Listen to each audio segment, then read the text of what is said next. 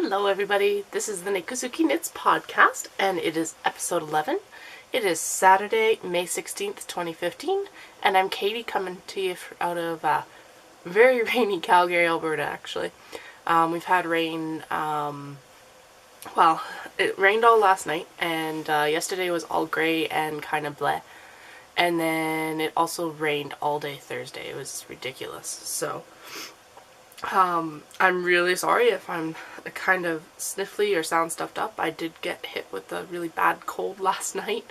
Well, yesterday morning, I guess. I just woke up with it and feel better today, but I'm still trying to catch up a bit.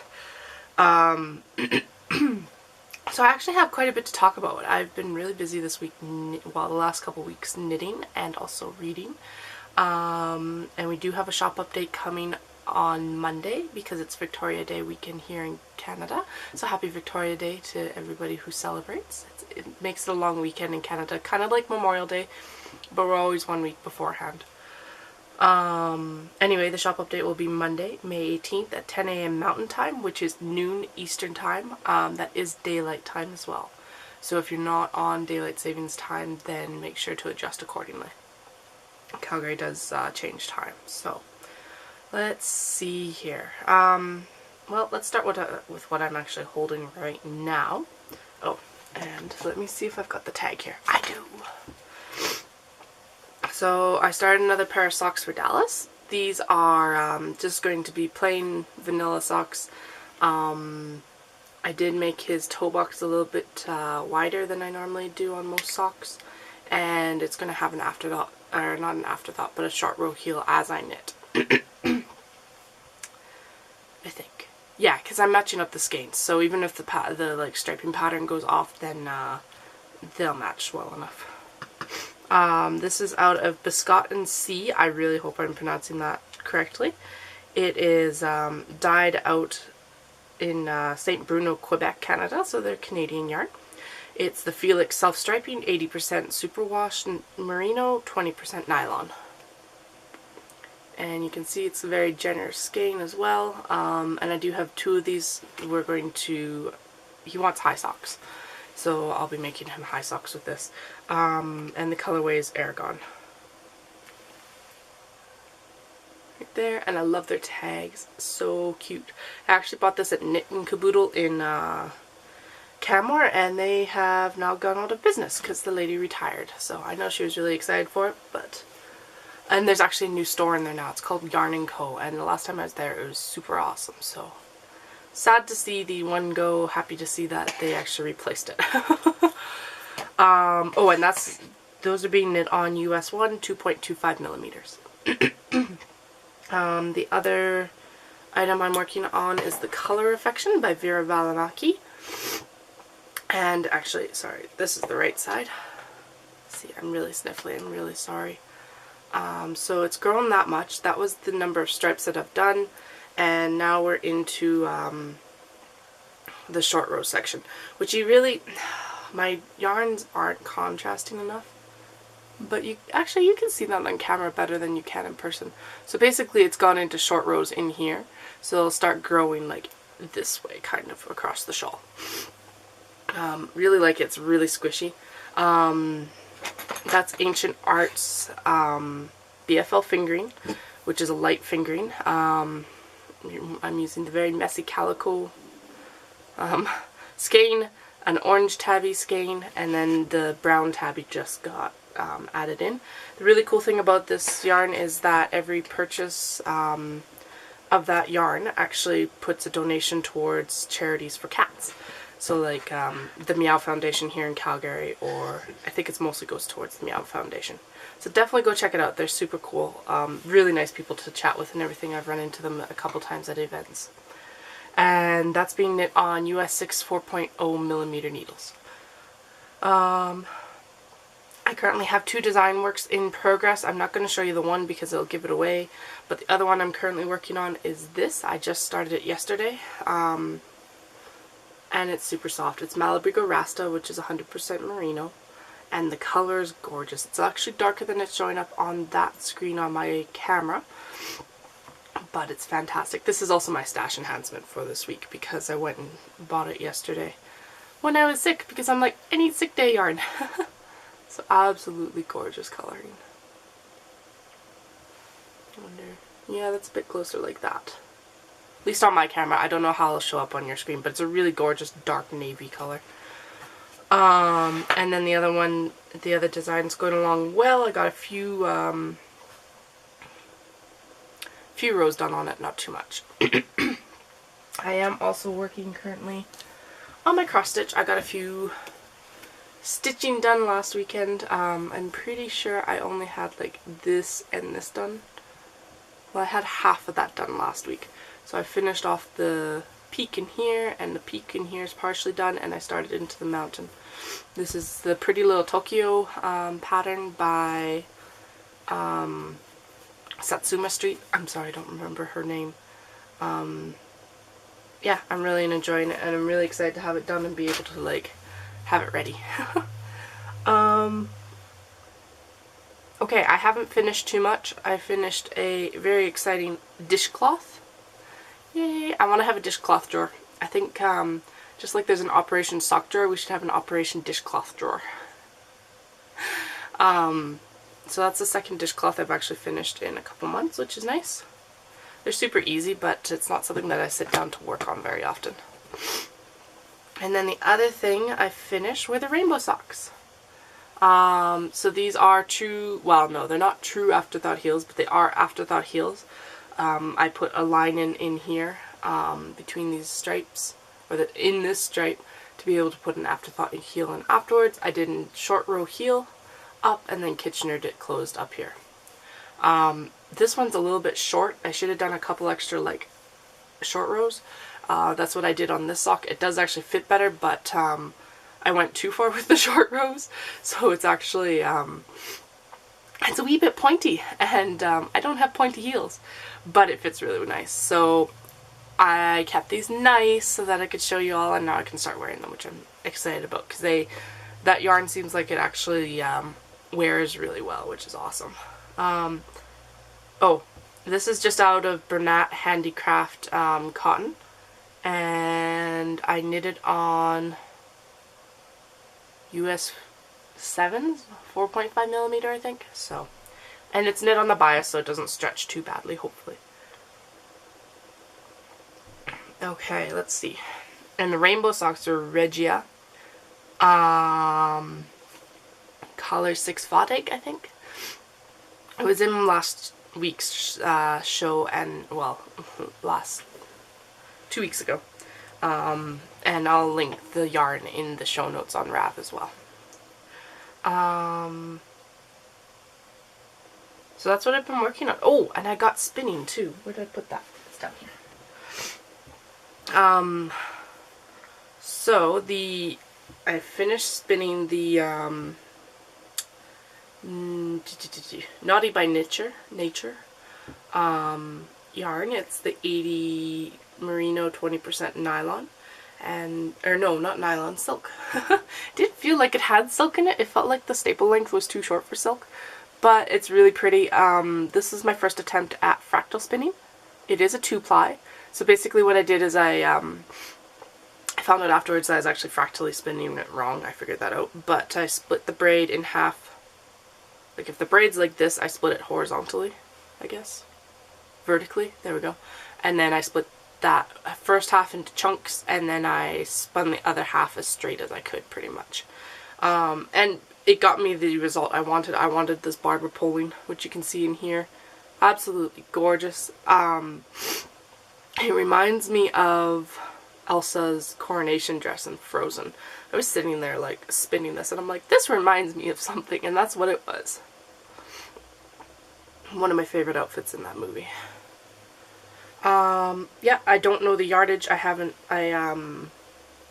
don't do yardage until it's washed, but it smells really good. It's nice and dry. It's nice and springy. As you can see, it's not really overspun. It hangs nice.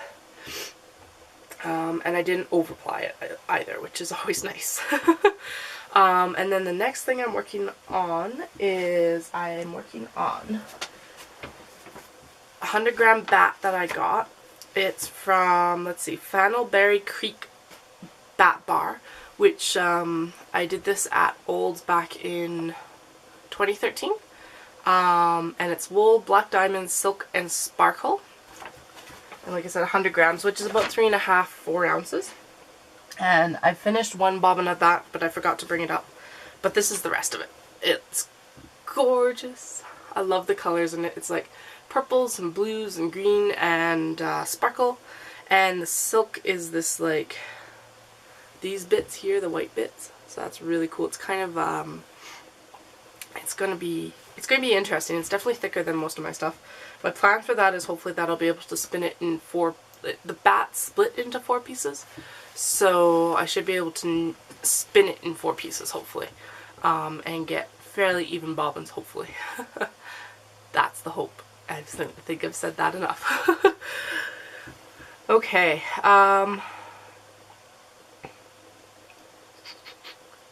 let's see. So, and then my stash was the Malabrigo Rasta, and this is Azul Profundus, or Profundo. This right here. Absolutely gorgeous color. I love how soft it is, and that's what I wanted for this design, was it needed to be soft. Let me just make sure that what the content actually is. All the stuff is covered. It is 90 yards. It's a very small skein. Pretty sure it's 100% merino. It doesn't actually say on the front of the tag, so I'm pretty sure the price tag's covering up the back. Let's see here. Yeah, 100% merino. Kettle dyed. So yeah, so I'm working with that. It's super soft. I love it. And actually, speaking of that, that's what this is knit out of. This is The Sentiment by Andrea Rangel. And I knit this out of Malabrigo Rasta in the Pagoda colorway. Super gorgeous. I love the, apparently it needs to be blocked again. But you can see the lace in here. It's super squishy, super warm too. Really cool construction. You work from the lace up, and sits really nice on my shoulders, which I'm really happy for. Okay, so, okay, so I'll finish off all of this, and then we'll go into the miscellaneous, and then the shop update, because then I can cut the time here fairly good. I actually read through volumes 1 to 28 of Tsubasa Reservoir Chronicle, which is Clamp manga. It's basically an alternative, like, AU universe, or alternative universe of Cardcaptor Sakura. The main characters are Sakura and Shoran. And, or if you know the English dub of Cardcaptor Sakura, it's Sakura and, or Sakura and Lee. Which works too, although his last name is Lee. So, yeah, I finished all of those. I've been waiting. I could not, for the life of me, find volume 25 for any decent amount of cost for a new volume. So it took me about 1.5 years to track that down. Finally got it in the mail the other day, so I just sat down and marathoned them. Mostly actually on Thursday through yesterday. So, I think I finished like 20 volumes of them. They're not hard reads. Manga is never difficult, generally, anyway. Although Clamp is definitely a mind warp one. If you're reading Tsubasa, definitely make sure that you're reading in conjunction with XXX Holic, which is their other series, which is the main crossover with Tsubasa. Because, yeah. I really enjoyed it. It's a typical Clamp manga where it doesn't really end. But it was very satisfying. Whereas like some of the other stuff I finished of Clamps, I'm like kind of dissatisfied. Like Chobits. Couple words of warning, Chobits is definitely not a young teenager read. That is definitely an older teenager read due to mature themes. Tsubasa I wouldn't suggest for anybody under 15, I don't think. The earlier volumes for sure, but it gets really dark towards the end. And yeah, I would say 15 plus for either of those. 15, 16, depending on your child. And then what I'm reading right now is Landry Park by... I don't actually have the book with me right now, so I can't tell you, I'm sorry. And that leads us to miscellaneous and the shop update, which I'm going to stop the recording here and we'll be back in a moment, okay? Bye. Alright, part 2. I absolutely love the quality that my camera gives me, but it is a bit of a pain that I have to pause every episode around that 15-minute mark. Okay, so, miscellaneous. We got our possession date for our house. So we're going to be moving, well, the possession date's June 15th, so we're moving on the 17th, which is a few days before my birthday, and then we're going to go up to the Old Fiber Festival on my birthday. But it does mean that we get to go get our cat and everything here soon too, which is super exciting. I'm definitely looking forward to having some company when Dallas is away. So that is going to affect the shop a bit. I think that this weekend's shop update will be the last official update until July. I might do some small ones depending on how much I actually get done.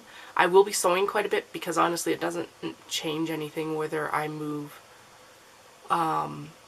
cut or unfinished fabric or if I move finished product. So there'll probably be a really big update around July 1st or just thereafter. Actually just before that probably, because we'll have some time to settle in. So that means only 2 more podcasts will be recorded in this space. I'm going to have a nice craft room in the new house and hopefully I'll be able to get it mostly set up for June 27th. Which will be the first time in the new house. So yeah, so that's really kind of thrown us for a loop. Last week was super busy. Dallas came home and it was his birthday on the Wednesday, which was good. We went for dinner and we got him a new bike. That was his birthday gift from me technically, even though he went shopping with me. I wasn't going to be responsible for his bicycle choices. He had to try them out on his own.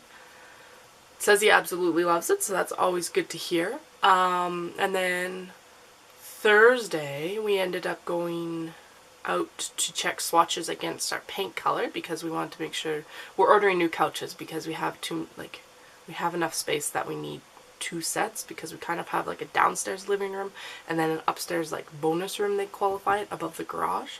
And that'll be where most of our like hanging out will happen, so we needed 2 sets of like furniture. That's going to be our biggest purchase for now, besides our drapery.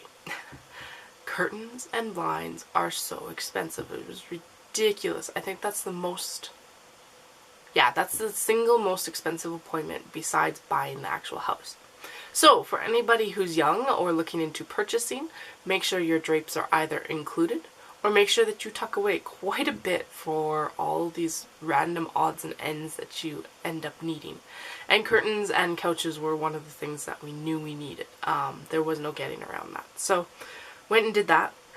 And when we took the swatches in, that's when she's like, well, we think we have your possession date. So that led to a whole bunch of more appointments. Last week we were super busy. I think our only day actually at home was Sunday. And we just sat at home and did nothing. We watched Tsubasa, the anime, to actually finish off the series. Well, season 1. So yeah, that's what's been happening.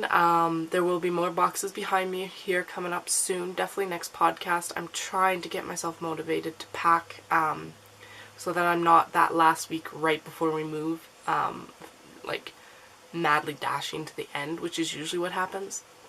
But I'm always half and half because like this, I don't really want to pack until like just before we move, but I guess I could pack because technically this is work stash because I do sell knitted mittens, etc., and like kind of the design work as well.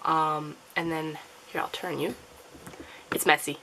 That over there against the wall is actually my personal stash, so I'll probably end up packing like the work stash. But I want plastic bins too because I can definitely use that for transporting stuff out to Vancouver. So, rambling on about all the plans, but it's going to be good. I'm going to be so glad to not have to move for a while. When I was in university, I moved every term, except for the summer, because I would move into my aunt's, and then I would leave for my parents, which was about a month, so I packed up most of my stuff. Then I would be back in January, and then I'd be out in April. And then the second year I was in my aunt's for that first term, and then I moved out into dorm. So that was a complete move into dorm for second term. And then I went to Japan, which was a move overseas and a move back. And that one too, you also had to pack up most of your stuff. I think we packed up most of our dorm room because I had to pack all of my dorm room because I moved down with a friend actually. And then I moved back and then moved to Calgary. So there's another one. And then moved out of the apartment during second term. And then moved back to my parents, and then moved back to Calgary. And then we moved into our first apartment, technically my 5th year of university. And then we were only there for a year because of the lease, and then we've been here for 3 years. So it's been nice to even be settled here for 3 years, but I'm going to be glad. We're planning at least 10 years at this new place.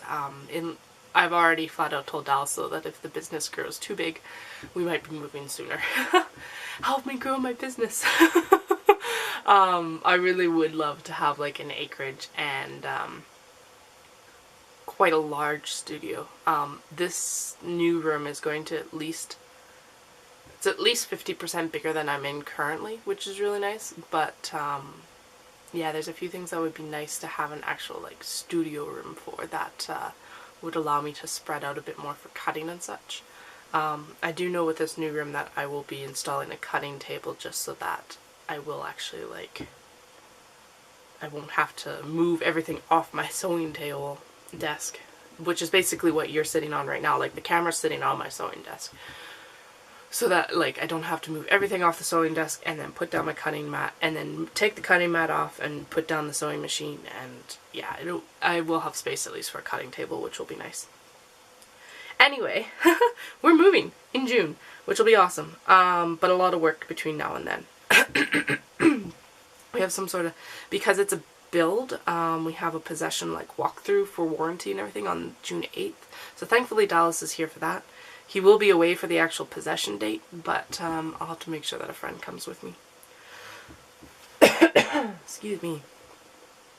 Okay, and then in other miscellaneous, I want to know if anybody is joining in for Stash Dash, which is an annual event that the Knit Girls, GIRLLLS, run. They're another podcast. It's Laura and Leslie. And what it is you take stash. Stash is anything that comes into your house at any time, and you knit it and you try to use some stash up. It's called Stash Dash because typically for the last 4 years it's been 5,000 meters or 5 kilometers, but this year they have actually added a 3 and a 10K bracket. So right now they've got a chatter thread going. You can go put your placeholder and then decide where you're going from there. Because I've got a couple large projects on the needles, I think I probably can do 10K. So that's my main goal. Although I would love to just at least finish 5K. But between the like secret blanket project and this color affection and socks for Dallas, which will take a lot of yarn, and the design projects, I should be able to push it at least. And I've also got the Hathaway I still need to work on,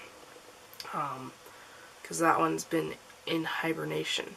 Anyway, let me know if you're joining. I'll put a link to the discussion in the show notes, because I'd love to see some Calgary and Canadian and members of my group participating too, so let me know through there.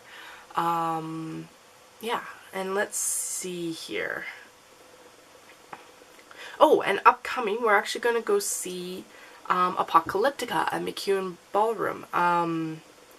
We saw these guys about 3 years ago, I think. That's when I graduated. So yeah, 3 years ago. Graduated from university. And they're awesome. They're a Finnish group. And what it is that they take cellos and they play hard rock. It's amazing. So they'll cover like Metallica. And yeah.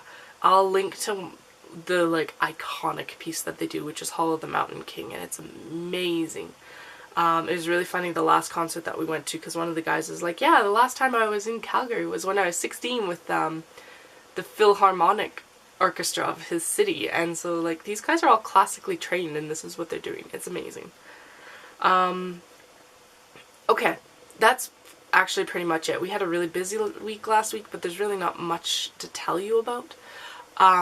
So if you don't want to see what I've made for the shop, I completely understand. I will see you in a couple weeks. I will still be on the regular recording schedule even though we're moving. It's just the shop updates that are being kind of postponed. So yeah, come say hi in the RAV group and let us know how you're doing. Share your works in progress or your FOs or whatever you want to do, as long as it's not offensive. So no offensive language or images. But yeah, I would love to hear from you, and we will chat soon. So, and everybody who wants to stay for the shop update, that's what's going to happen now. I'm going to pause again and I'll bring it back so that I don't have to do it halfway through the actual update stuff. Alright? Alright, so I've actually got a couple things to show that aren't going to be in the update, but are upcoming products. I started making, these are actually the 1 hour basket pattern, but what I've done is I'm going to start making these for spinners. I've been wanting to add something for spinners for a while actually, but I never really knew what. But the thing is that like when I'm working with this bat, I don't want this sitting on my couch because it flakes and it gets sparkles everywhere. Like look at the sparkle in there. So what I've done is I've taken fabric and just like you would with a normal basket, 1 hour basket, and lined it with satin so nothing sticks. It's sticking on the linen cotton blend on the outside, but nothing's stuck inside. And this bat has been in and out of here at least a dozen times, floofed and petted and everything like that. It fit the 4 ounce bat really nicely. This isn't something you really can spin from depending on your spinning style. Unless you're spinning from like a loop bat, it would work really well for it. Yeah, this is mine. This is kind of the prototype. It is a bit squidgy in here, so I have updated the interfacing. But I really like it. The next one that I made, because I posted a picture to Instagram and someone's like, that would make a really good cat bed, and I had kind of thought of that. So this is the updated interfacing. I really like it. It's not as squishy. It holds its shape really well. And what will end up happening is I will start adding drawstrings as well. So it didn't work for this one. It wasn't tall enough. And it cinches closed. Which isn't going to work very well. So yeah, this was a beast to add the drawstring to, but I think it'll be worth it. I'll let pricing and everything will be updated once I actually like start making them for the shop. This probably won't be available in the shop until after we move, just because I want to focus on my wedge and box bags first. But yeah, same idea. Satin lined, satin drawstring top so that none of the fiber gets caught up top. Handles on the sides, and it's nice and firm. It will sit up by itself when you actually put it on the floor. Especially with this new interfacing. The interfacing is expensive, so I do need to find another supplier for that, hopefully. But that will affect the cost on these actually, because they are very firm. Whereas most of my bags, I don't want them super firm. Like I don't want them like this, because like you could actually see the interfacing when I was holding it up. I was able to show it to my husband, like Dallas, on FaceTime, and you can see that like it's very stiff. And most of like these bags they're interfaced, but it's very light so that you don't, like it can squish down into your bag or whatever you're carrying it in. Anyway, regular updates. So those are upcoming. And I will let you know via Instagram and via podcast when they finally become available. For Monday's update, we have wedge bags in doggy prints. Finally found some dog print that I enjoy. And I think you've seen these already, but just in case you didn't watch last episode, so there's Scotties and there's dogs. We have a dog box bag in the same pattern. And all of these do come with the tabs so that you can open and close it easily. And then a coordinating inside fabric. So those are those two. These are both Japanese prints, both the Scotties and the dogs.